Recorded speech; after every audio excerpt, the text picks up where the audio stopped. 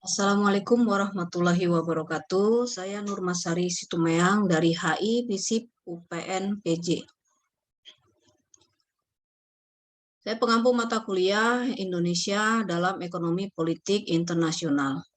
Pertemuan hari ini kita membahas tentang pertemuan ke-12 tentang perkembangan ekonomi Uni Eropa dan implikasinya bagi Indonesia.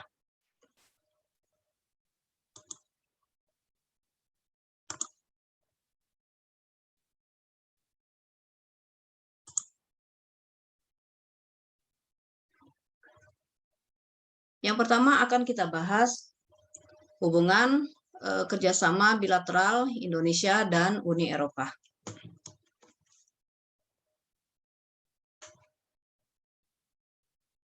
Hubungan kerjasama bilateral Indonesia dan Uni Eropa telah dirintis sejak tahun 1967 di bawah kerangka ASEAN ketika Uni Eropa masih berbentuk Masyarakat Uni Eropa atau European Economic Community. Perkembangan hubungan antar kedua pihak tidak terlepas dari latar belakang dinamika baik di Uni Eropa maupun di Indonesia.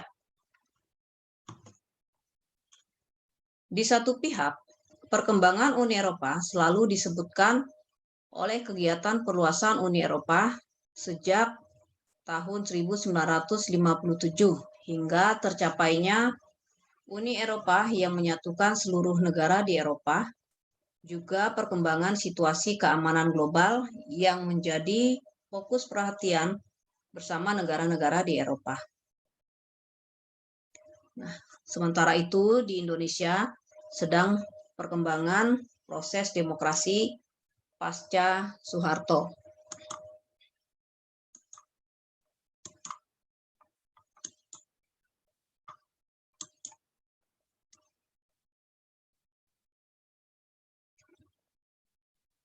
Secara bilateral,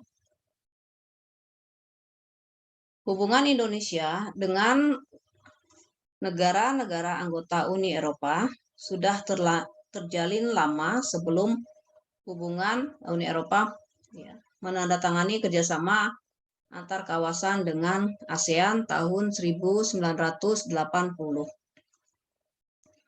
Baik Uni Eropa maupun Indonesia mempunyai perwakilan tetap di ibu kota masing-masing yang menunjukkan besarnya kepentingan dan perhatian antara kedua pihak.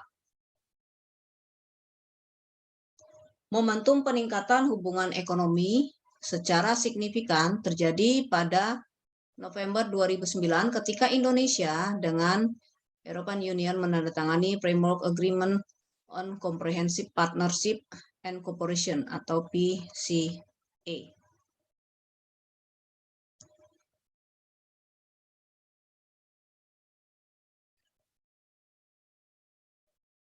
Partnership and Cooperation Agreement merupakan sebuah langkah besar terutama bagi Indonesia sebagai perwakilan pertama dari ASEAN yang menandatangani perjanjian tersebut dengan Uni Eropa. PCA meliputi 4 pilar yang menjadi dasar hubungan kerjasama Indonesia dan Uni Eropa ke depannya, yaitu yang pertama, perdagangan dan investasi, yang kedua, pelestarian lingkungan, yang ketiga, pendidikan, serta yang keempat, HAM dan demokrasi. Berdasarkan keempat pilar utama PCA, Indonesia dan Uni Eropa tersebut, dapat disimpulkan bahwa wilayah kerjasama yang terjalin meliputi berbagai aspek yang sangat luas, tidak hanya high politik semata, tapi juga low politik, ekonomi, sosial, hingga budaya.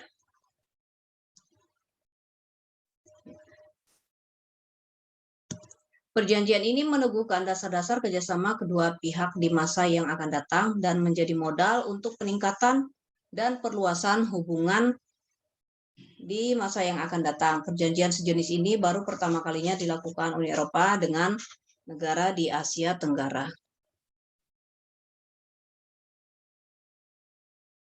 Selanjutnya kita akan bahas kekuatan dan kelemahan Indonesia dan Uni Eropa Ini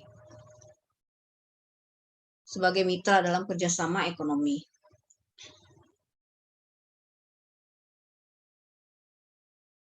Yang pertama adalah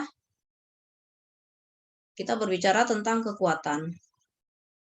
Kekuatan Indonesia antara lain yang pertama, stabilitas makroekonomi yang dibuktikan dengan angka pertumbuhan ekonomi yang cenderung meningkat stabil dan rasio hutang pemerintah yang rendah. Bahkan pengelolaan fiskal Indonesia dianggap terbaik se-Asia Pasifik. Yang kedua adalah potensi pasar yang besar, yang menurut World Economic Forum menempati ukuran terbesar ke-15 dunia.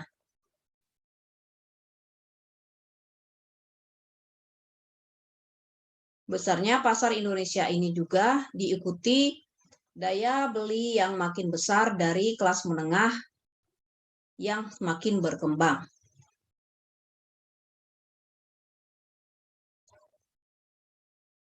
Namun demikian, Indonesia juga memiliki beberapa kelemahan yang menghambat hubungan ekonomi dengan negara lain, termasuk Uni Eropa. Nah, kelemahan tersebut yang pertama adalah infrastruktur yang buruk dan tidak menunjang kegiatan ekonomi, merupakan kekurangan Indonesia yang paling sering dikeluhkan oleh mitra kerjasama ekonomi termasuk Uni Eropa. Infrastruktur yang dikeluhkan mencakup sarana jalan, fasilitas pelabuhan dan transportasi udara, suplai energi, dan jaringan telekomunikasi.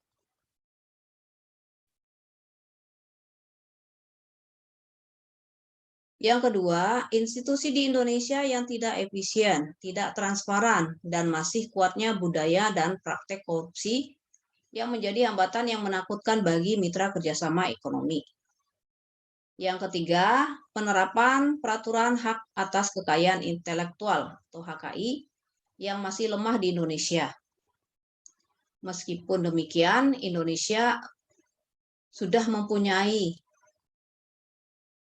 berbagai peraturan hukum HKI, namun dalam implementasinya masih sering terjadi pelanggaran HKI dan penegakan hukum yang kurang efektif. Selanjutnya yang keempat, kualitas barang hasil produksi yang sering di bawah standar keamanan, keselamatan, dan kesehatan. Atau kalaupun berhasil mencapai standar, maka sering tidak konsisten.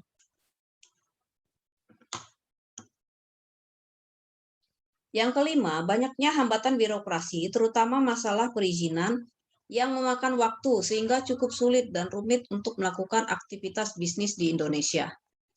Yang keenam, aspek teknologi yang masih merupakan salah satu titik terlemah dalam perekonomian Indonesia.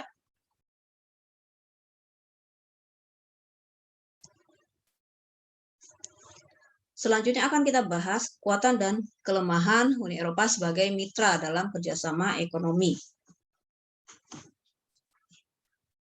Kekuatan Uni Eropa tersebut mencakup yang pertama, posisi yang kuat dalam organisasi internasional sehingga pengaruh dan leverage Uni Eropa sangat besar dalam menentukan aturan main yang terkait dengan hubungan ekonomi. Yang kedua, inovasi dan teknologi maju yang menjadi penggerak perdagangan dan investasi. Yang ketiga, infrastruktur yang mendukung berbagai aktivitas ekonomi sehingga tercapai efisiensi yang sangat dibutuhkan dalam kegiatan ekonomi. Yang keempat, daya saing utama Uni Eropa terletak di sumber daya manusia yang berkualitas.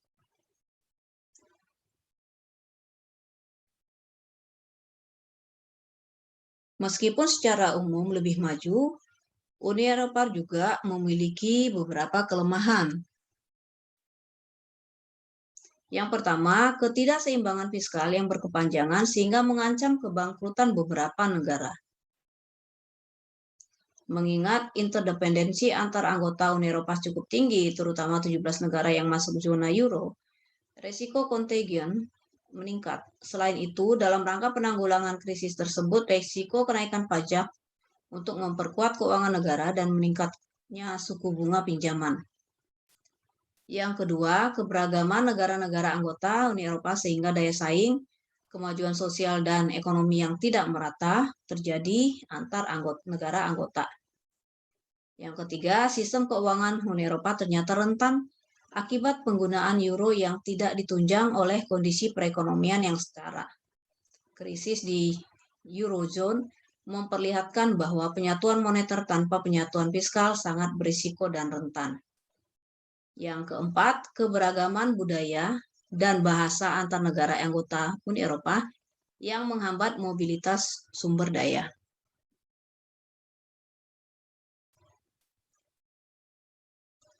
Selain itu, masing-masing pihak ternyata memiliki kondisi yang menjadi hambatan bagi pihak lain. Beberapa kebijakan Uni Eropa juga menghambat bagi Indonesia, yaitu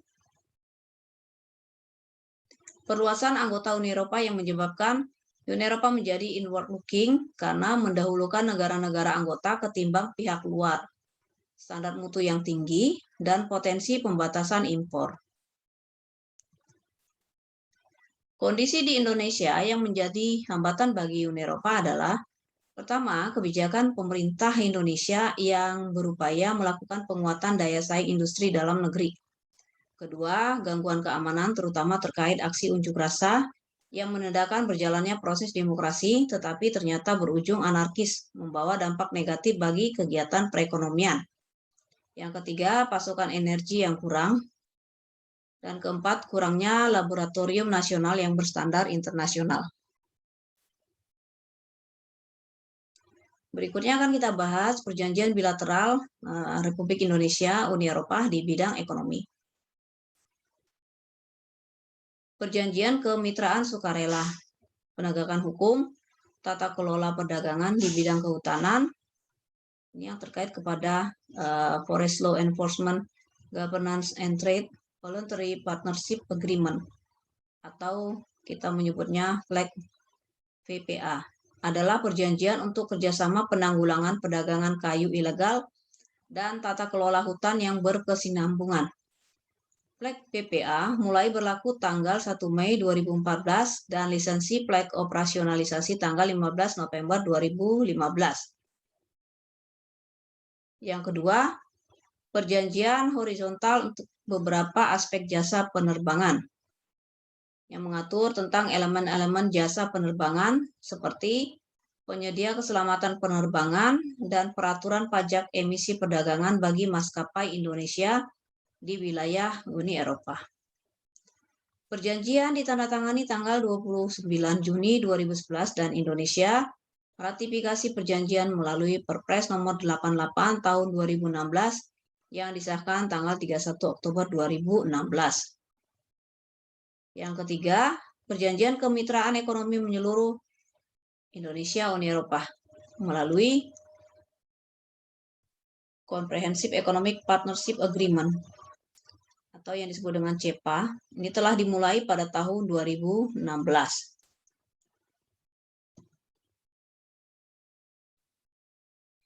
Isu-isu prioritas Indonesia di bidang ekonomi dan pembangunan. Lisensi FLEGT. Yang pertama, promosi lisensi FLEGT di Uni Eropa dan kawasan lain serta menekankan implementasi European Union Timber Regulation yang ketat. Ini terkait kepada monitoring dan evaluasi implementasi FLEGT PPA melalui Komite Implementasi Bersama dan pertemuan ahli bersama dengan focal point Kementerian Lingkungan,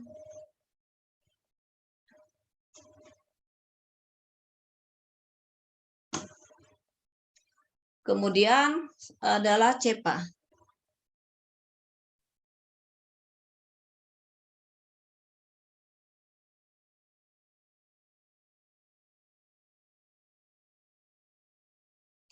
Memastikan negosiasi CEPA semua menerima manfaat secara berimbang dengan memperhatikan perbedaan tingkat pembangunan.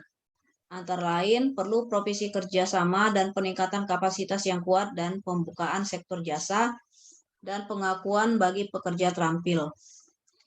Negosiasi dilakukan melalui putaran perundingan CEPA dengan focal point Kemendak. Isu berikutnya adalah hambatan perdagangan.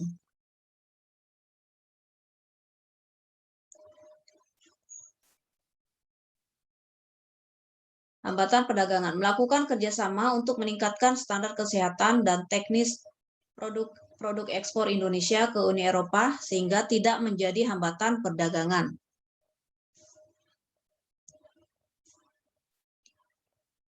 Selanjutnya adalah kerjasama pembangunan.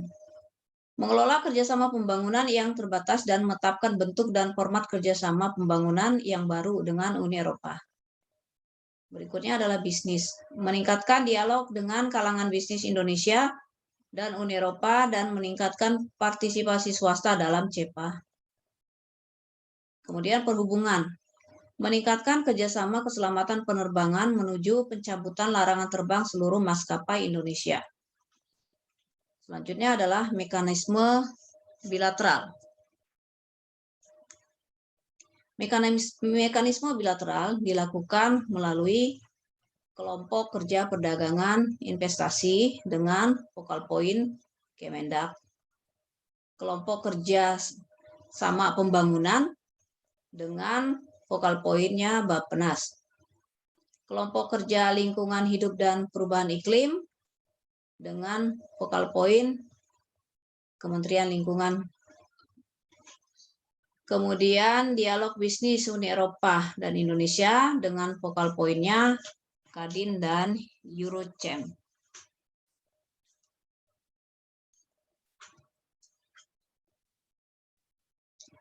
Nah, kemudian perkembangannya saat ini.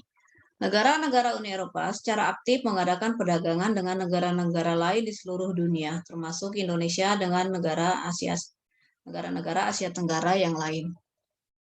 Berdasarkan data UN Comtrade, ya, impor dari negara ASEAN mencakup sekitar 5% dari total impor Uni Eropa, di mana Indonesia memiliki kontribusi sebesar 16%.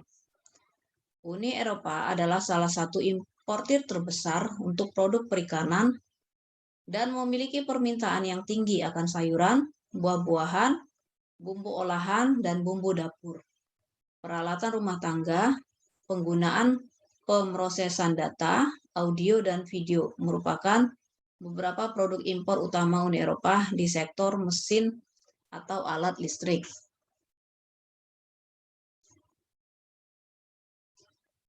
Uni Eropa juga merupakan pasar mebel yang terbesar, di mana importir utamanya adalah Inggris, Jerman, Belanda, dan Prancis.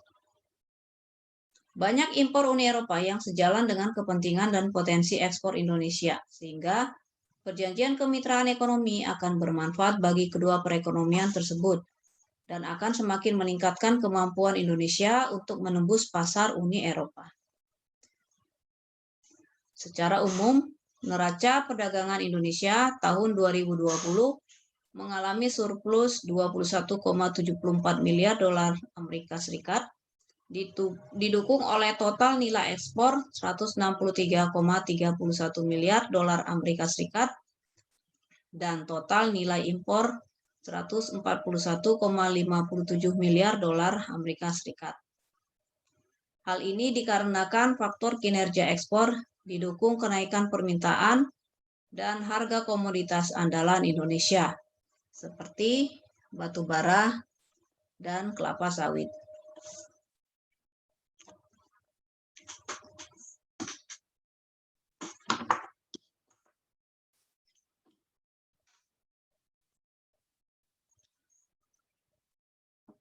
Demikianlah materi pertemuan kita hari ini.